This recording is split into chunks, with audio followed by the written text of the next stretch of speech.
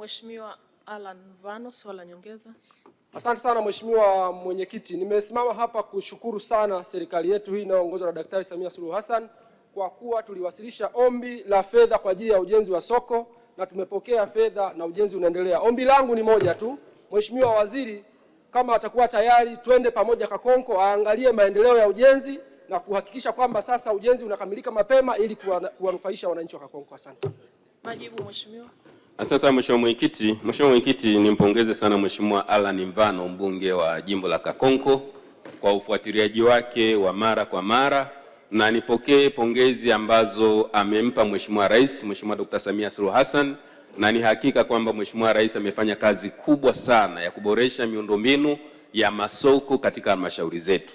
Nikuhakikishie Mheshimiwa mbunge kwamba niko tayari, tutapanga ili tuone baada ya kumaliza bunge letu hili tuweze kufika katika jimbo la Kakonko tukague miradi ya maendeleo, lakini pia kuona hatua za ujenzi wa soko hilo.